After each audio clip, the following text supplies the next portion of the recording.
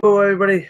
My name is Dan Skibound, and this is the 52 must-see movies and why they matter, season number 2. And once again, I am joined by Mr. Chance Ellison. How you doing this evening, Chance? I'm doing that. I think I suggested to you, and I'm super excited to talk about this one. That's right. Chance nominated this film, so we're talking about the Alfred Hitchcock classic Psycho. And of course, this is one of my favorite films of all time. I absolutely love this film. So when I saw that Chance had nominated this for season 2, I was like excited because I love talking about this film, and plus I'm a huge Alfred Hitchcock fan. You know, there's so many great horror films, but rarely do we see a film this old being talked about in the greatest horror films of all time. No, yeah, very very true. I think that the scares and the story and the direction stand out more than it stands out more than what the movie's giving you. What stands out is the atmosphere and the tension building and the payoffs and the big scares that come like that, rather than relying on like big gore or like monsters or special effects and all that. Yeah, absolutely. And of course, the cast is a great cast. And at the lead, playing Norman Bates, is none other than Anthony Perkins, and Janet Leigh plays Marion Crane. Vera Miles plays Lila Crane. Martin Balsam plays Arbogast, and John Gavin plays Sam Loomis. Those are all our main characters in the movie. You have any thoughts about the cast? Yeah, like the cast up and down. I forget how good the cast overall is. I mean, yeah, Anthony Perkins is fantastic as Norman Bates. This is obviously one of the highlights of his career. The dude's great.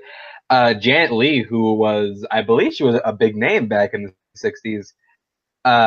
You take an interesting turn with her character that I'm sure we'll get into in a second. But yeah, like the cast up and down, fantastic. Vera Miles is awesome. John Gavin is awesome. Sam Loomis, who was, fun fact, so ingrained in pop culture that a character in Halloween, Sam Loomis, that's who he's named after. Oh, okay. And there's a little cameo in here. He Hitchcock used to like to put his daughter in the films, and so in this one he's got his daughter Pat Hitchcock in there.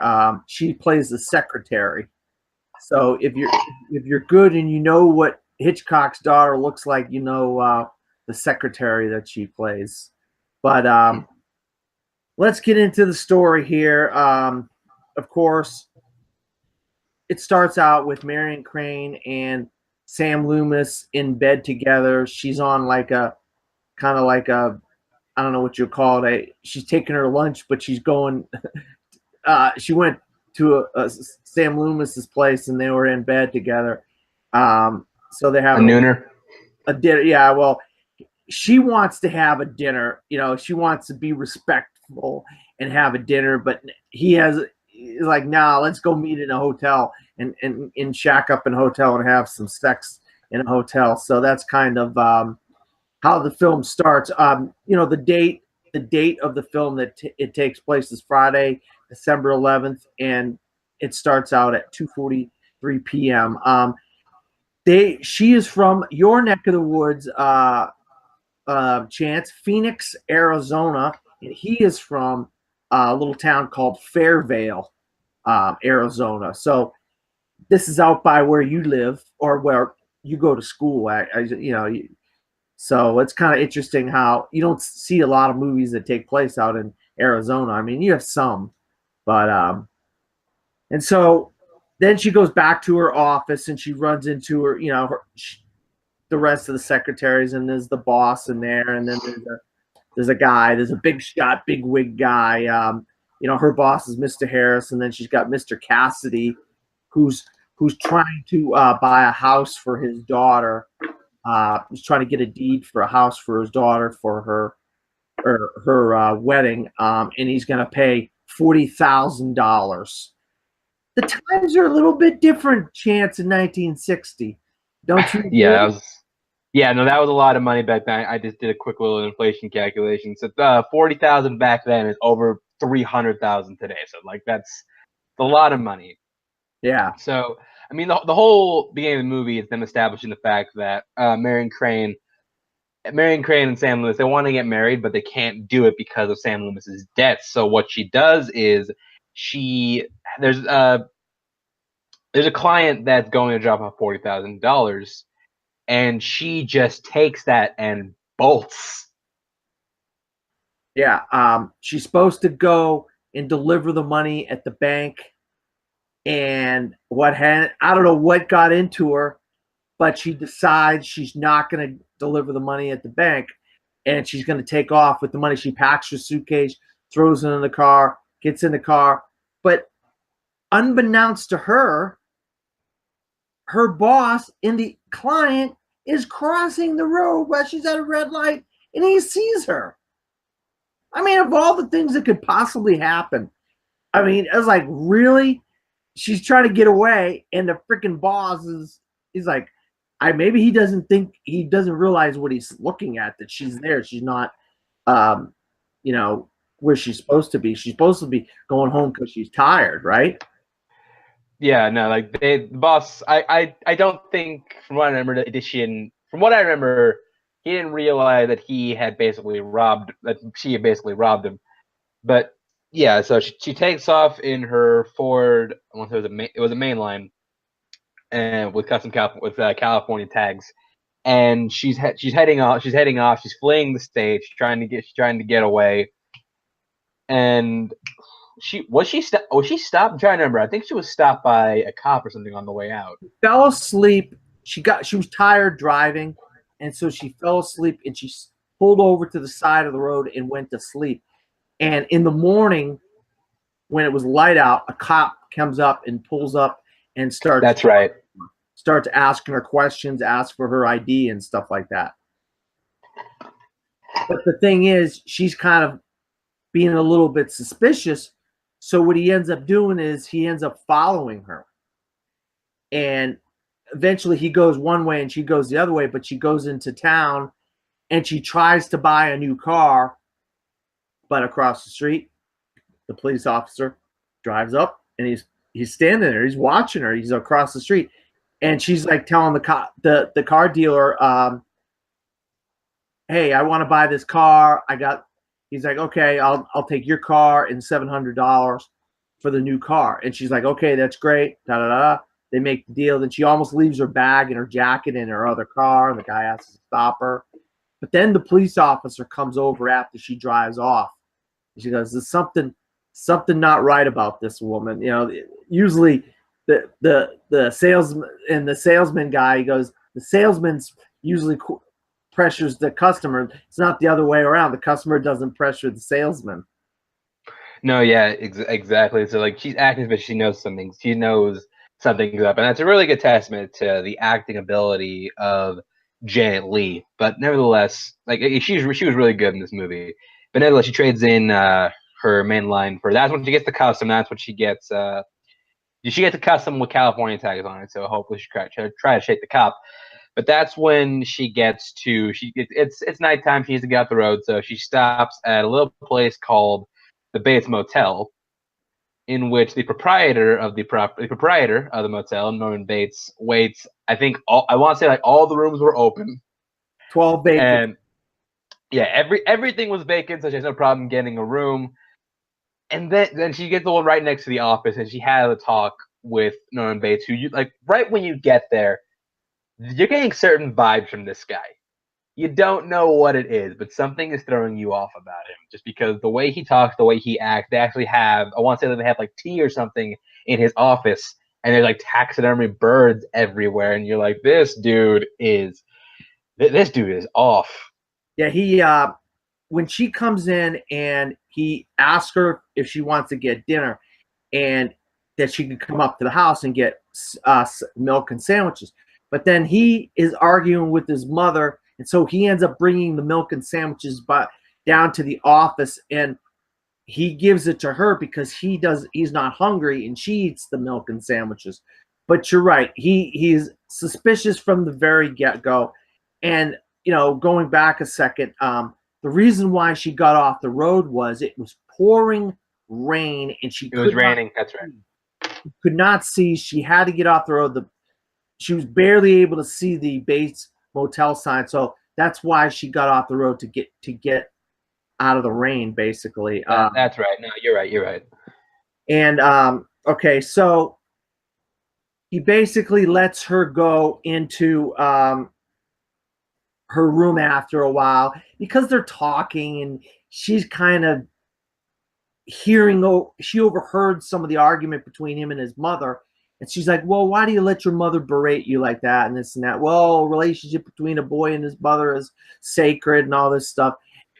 And he's defending his mother, but she's like, hey, you still got to stick up for yourself and this and that, because she doesn't know what's going on, really, to be honest with you.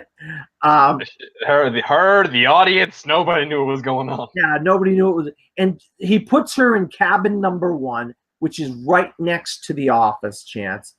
And he's got a little bit of a surprise going on because he takes one of his pictures off the wall, and he's got a peephole through into cabin number 1 from the office. So he's like a peeping Tom on her. And that's, that really gets our senses up. Oh, this guy's looking through the wall at her through a hole in the wall, That scene would not fly today. No. Well, come on, they do all kinds of crazy stuff nowadays. Good point. Yeah, like, man, that brother's about to catch a case. Yeah. Well, back then it was very controversial to have something. Yeah, no, even in the '60s, like this, like we're entering the section of the movie where this was like there was a big swell controversy about this movie, and I think this whole like section of the movie, like this is why. So, yeah, he's spying on her. She's undressing. She's about to. Well, first of all, she's doing math, trying to figure out how much money she has after she bought the car. And that's where we get a historic moment in movie history, the first time we see a toilet flush in a film. Yeah, because she rips up the paper, throws it down the toilet. And Norman goes back to the house. So we think, okay, Marian's okay. She's in the house. She's going to take a shower. Because Norman went back to the house. We know, oh, everything's fine. No problems here. Well, needless to say, we see a shadow through the shower curtain, and that music that we all that iconic score starts going, and you see what looks like Norman's mother just stabbing the shit out of Janet Marion Crane. And it was really that scene was particularly interesting because like up until this point you couldn't you didn't know the movie was going here because like it was playing it and it was building like it was like a heist movie. Like that's what it was building on, and Janet Leigh was the main character. But then you get to this scene where it takes a super like big detour, and spoiler alert, you kill what you assume was the main character in the first third of the movie. Absolutely, yeah. About a little under halfway through the movie. It's a little past the third way. It's about it's about halfway through the movie, really, Chance. Okay, halfway through. From just watching it, I think it was closer to halfway through the movie. But yeah, so we get the blood, we get the screams, we see her fall. She grabs a shower curtain, she falls, she's dead from the shower. But I wanna just say another movie magic. What I love about film is how they do movie magic. This was not actual blood. This was simulated blood of milk chocolate, Chance. What you see going down the drain and dripping all over the place and all over the bathtub and the walls is milk chocolate. Because this is a black and white film, milk chocolate doesn't have a color to it. It looks black on screen, on camera. So it looks like it can be simulated as blood. And this is a great, great trick by Alfred Hitchcock because it really looked like blood to the people or anybody that would be watching this film. And it is very jarring to see this, what looks like real blood in the tub and in the shower and on her and everywhere. What do you think about that? No, yeah. When the first time I saw that, my mother told me about that scene. Like, oh yeah, there's not like fake blood or anything. That's actually chocolate syrup because, yeah, I mean, but because of the way the color grading was in the movie, and because it was black and white, the only thing that could replicate the texture and consistency of real blood was chocolate syrup. So that's what they had to do. I thought that was a really cool. I thought that was a really cool filmmaking technique. Absolutely. And twice they do this next thing. Hitchcock pans in at the table where Marion Crane she was trying to hide the money. She didn't know where she was going to hide the money. So what she ended up doing earlier in the film is she bought a newspaper. She put the money in a newspaper, and instead of hiding it someplace, she put the money on the table, the end table by the bed, in plain sight. You would not know there was $40,000.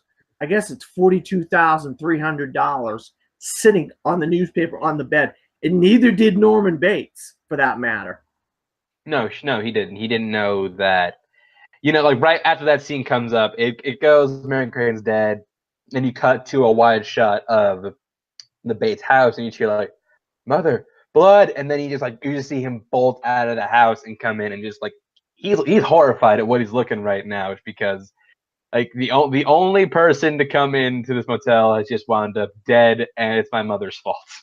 Yeah, you hit the nail on the head.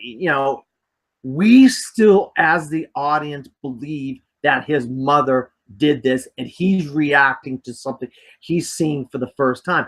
But he sure knows how to clean up after it, because he gets a bucket, he gets a mop, he gets the shower curtain, puts the body in the shower curtain, pulls up the car, puts the body in the trunk, gets all the clothes, puts it in the suitcase, puts that in the trunk, and he grabs that newspaper off that table, Chance, and he throws it in the trunk, and he wipes down everything in the bathroom.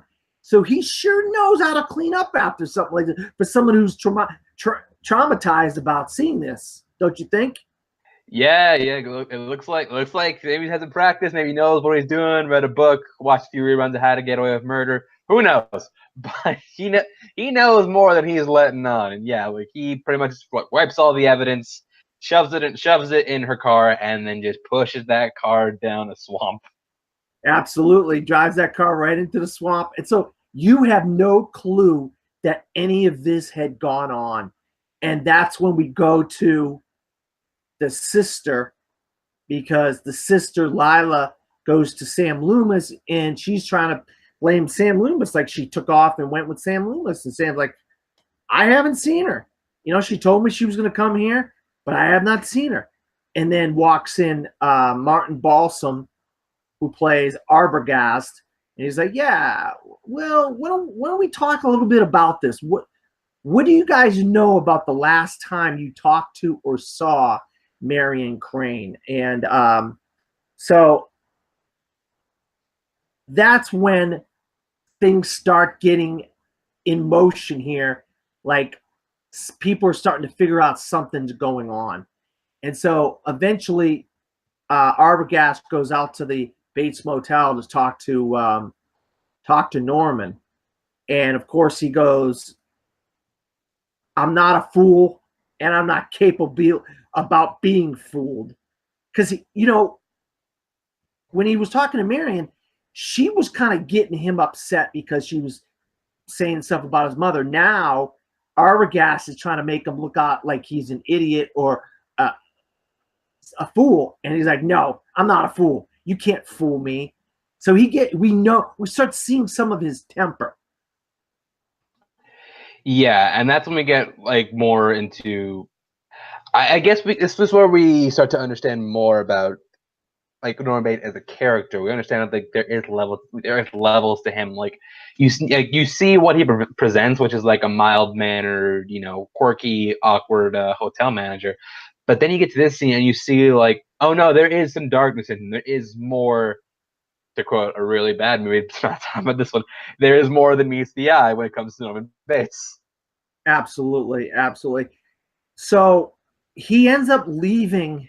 Arbogast ends up leaving and making a phone call to Lila and telling her that he's got some information.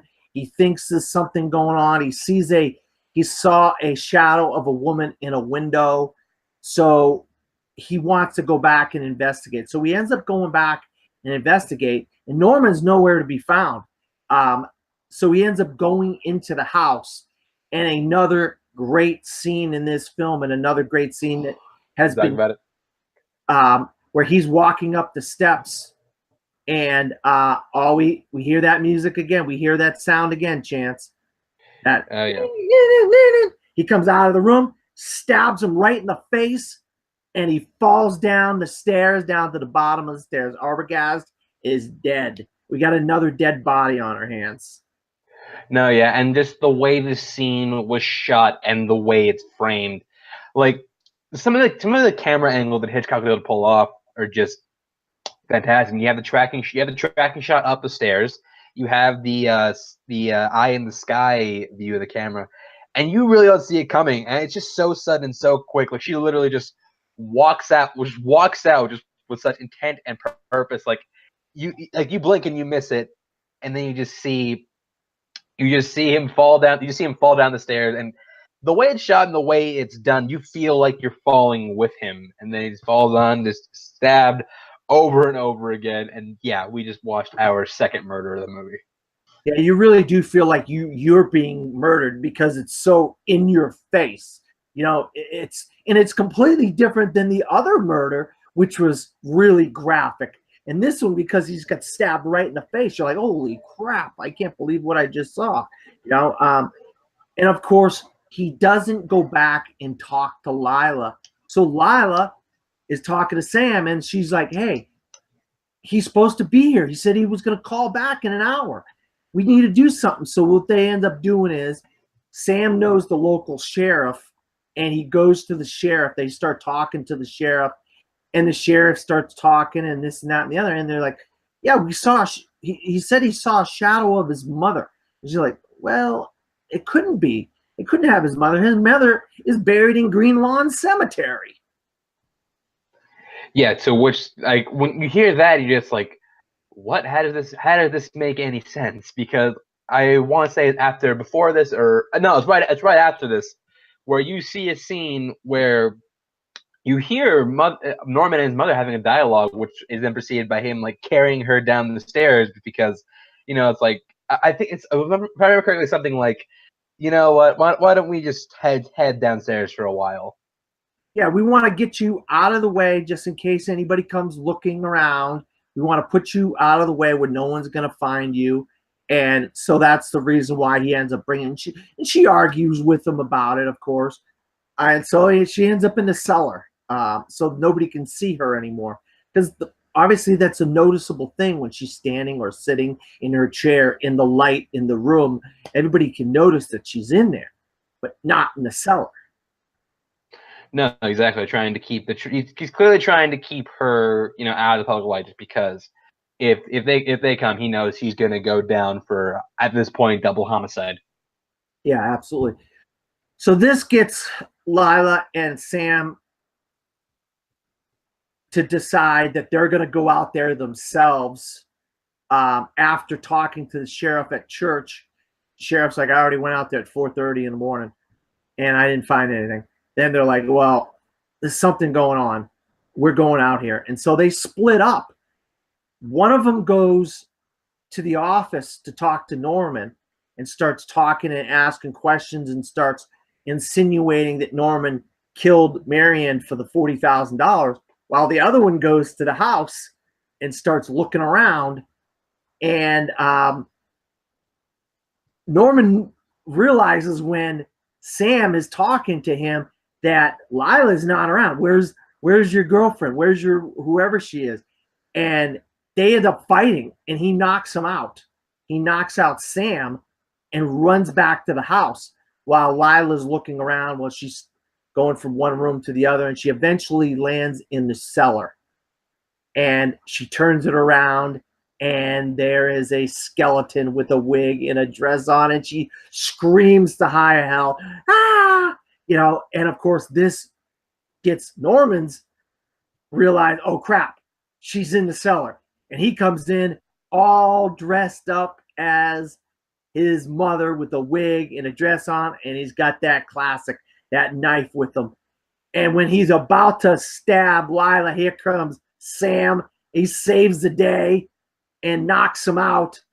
And before you know it, everybody, the police are there, and then they're talking to them and whatnot. This is basically the end of the movie. There is another scene in the movie, a couple scenes in the movie, but I want you to comment on this stuff that I just talked about. Chance. Yeah, no, the twist you do not see coming, just because there is an actress doing dialogue for Norman's mother. Like, you never assume. I mean, granted, you see them in the same room at the same time, but you never actually see them you never actually see the people. You just hear the voices, and you see people, like, you know, moving and reacting to stuff. I think the way this is framed, the way this was executed, I thought was fantastic. Just because you have, I mean, coming in, you have that just this what looks like a woman sitting in a chair. You turn around, you see that skeleton, and then out of nowhere, you just like see Norman bust into the room, and like at first glance, you're just like, "Oh my god, that's not Norman, is it?" And then like it sets in, you realize, holy shit, that was an incredible twist. Just having Norman be the one to be the one doing all this murder, and it makes you look at the rest of the film in just a completely different light. And like when you get to the end scene you're talking about, it's at a courthouse, and they explained that Norman actually murdered murdered his mother, and I believe it was her boyfriend or her lover at the time. He murdered her, and it essentially broke his mind to the point where he developed a split personality. And they can't send him to jail because he's mentally ill, so they put him in a psychiatric ward. And the last scene is just some of the best acting in this time movie. Is when him saying nothing. It's Anthony Perkins just sitting in a room, and you hear dialogue, but it's not Norman. It's the mother talking, because that's pretty much the movie signaling you that, like, hey, Norman's gone. The mother is now the dominant personality in Norman's body. And he's sitting there wondering, just like, he's like, you know what? I'm gonna get out of here one day. All I gotta do is just play the part, act like I've been rehabilitated, and they'll let me out of here. Then like a fly lands on his hand, and he's like, I'm not even gonna swat that fly away, because by the time I'm out of here, they'll be like, oh, you know what? She's harmless. She wouldn't even hurt a fly. And then you just get that classic look to the camera, and then the movie just ends, and you're like, oh my god. Yeah. The psychiatric doctor explaining what is wrong with Norman and why he was doing what he was doing was very, for the time, it was very jarring.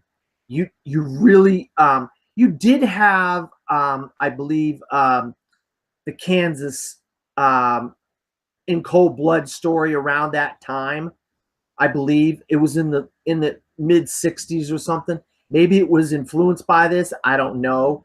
But that was kind of like very rare for that time period to see something so graphic in the mind, what the games that the mind plays and stuff like that, and the illnesses that they started developing and learning about after watching, or this movie really started a lot of different kinds of things with psychiatric care and stuff like that with crazy people. No, yeah, absolutely. And this, I think, shed a new light on a subject that, at least in the film world, wasn't touched on too much at this point. Yeah, absolutely. Now, one of the reasons why we do what we do, why I created this show was Robert Osborne, his book, The 52 Must-See Movies and Why They Matter. And we did season 1. We had a couple Hitchcock films on there, North by Northwest and Rear Window. This is going to be the third Hitchcock film that we've discussed is the first one in season 2. But the main thing, why they did the book, and why I continue to do it in season 2, chances, what makes these films, and I gave you guys the chance to nominate films that you think are something that's deserved to be discussed like this. What makes these films and what makes Psycho such an essential film for everybody that maybe have never heard of Psycho, or never heard of Alfred Hitchcock, or don't know about this movie? It's interesting. It's interesting thing about this movie, just because when this originally released, it was like super polarizing. No one knew what to make of it. But as time has gone on, like I think as time has gone on, this has become more ingrained in pop culture lexicon. People have gone back and realized just how influential and how essential this movie was for the horror genre as a general. This is often looked as, at least in American cinema, the genesis of the slasher genre.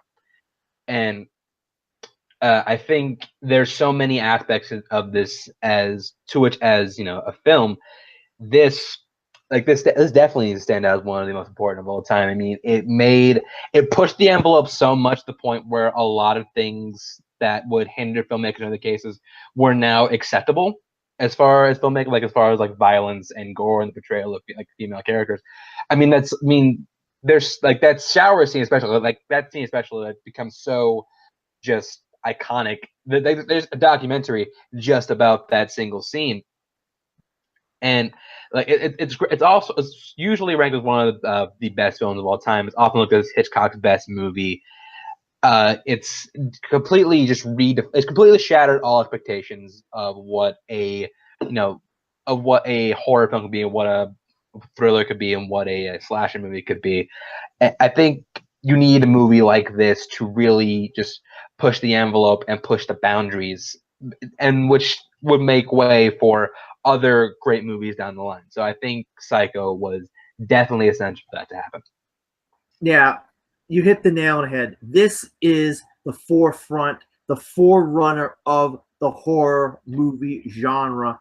Yeah, we had them and some little campy sci-fi movies with some horror elements, but not real horror. This was the film that really got that horror genre off and running, where all those classics, Halloween and Nightmare on Elm Street and Friday the 13th and Texas Chainsaw Massacre and all those films followed in its footsteps. And there were sequels, but they weren't nearly as good as the original Psycho. And then there was a remake, a shot-for-shot remake, which is... Oh boy, don't get me started on that one. No, I'm not.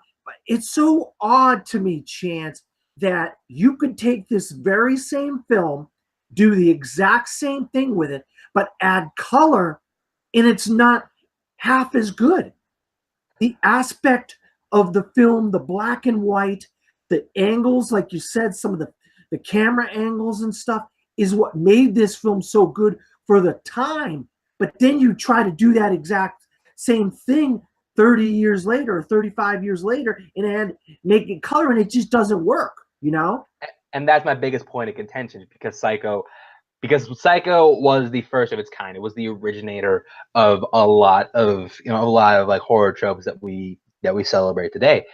But when Gus Van Sant did it, he made the mistake of just doing the exact same thing over and over again, doing nothing new, making it color, and trying to get that to pass. And you can't do that. If you're gonna remake a movie, you gotta at least try and do something different, which is what Gus Van Sant failed to do. And the fact, like, you're trying to replicate iconicness, and that's always a losing proposition. No, you hit the nail on the head there. I mean, it's, when you have iconic films like Psycho, and you have one of the greatest film, and it's a tragedy that Alfred Hitchcock had never won an Oscar for Best Director. He's only been nominated 4 times, and Rebecca was the first one, which I love Rebecca, but it's not at the caliber of films like North by Northwest, Rear Window, Psycho. I know there's some more that Strangers on a Train, Vertigo. I mean, those films are phenomenal films. And Rebecca isn't at. It's a good film. Don't get me wrong, but it's not the quality of these other films. And how he had never won an Oscar is one of the most baffling things I have ever heard when it comes to the Oscars. And I know you're a big Oscar guy too, so I know you're kind of shocked about that as well. No, absolutely. Like Hitchcock he has gone down in history as one of the greatest filmmakers of all time. Like that is without a question. But yeah, I think the fact that genre films, for the most part, did not get the respect that they do today, which is why I think there are a lot of these like great filmmakers that direct these great iconic movies that just never got honored. And I think Hitchcock is a great example of that because a lot of his best work was in like the thriller suspense genre, which back in the Academy days wasn't always given the respect it most likely deserves. Which is why a filmmaker as influential as Alfred Hitchcock never got his due at the Oscars. Yeah, you're absolutely right. But the one thing that I always look back at and say he did get his due is when, in I think 2008 or 2010, in there somewhere, I can't remember when, AFI redid the 100 greatest films of all time, and Vertigo was nominated as the #1 greatest film of all time. So I thought that was justly deserved, as far as whether you agree or you disagree, but I thought that was justly deserved that they put a Hitchcock film at #1 because of him getting kind of shafted all those years and not getting any Oscars. But once again, Chance, thank you for being on the 52 Must See Movies and Why They Matter. Where can you be found? You can find me in lots of stuff. Full Media, the channel which this show is on. You can find me at ChanceWar _91 on Twitter and Instagram, at ChanceT83 on Stardust and Letterboxd. Subscribe to my YouTube channel, Chance the Critic. And you can also subscribe to my new podcast, which is started with my friend Russell Howell, called Notorious by Chance. We'll be a few episodes in by the time this is published, but yeah, definitely give it a look. All right, you can find me at Dan Skip Allen on Facebook, Twitter, Instagram, and Pinterest. Also at From the Fourth Row. If you want to read any of my written reviews of new movie that are out in theaters, you can go to cinesportstalk.com. That's CINSPORTALK.com. Cinesportstalk.com. So for Chance and myself, good night.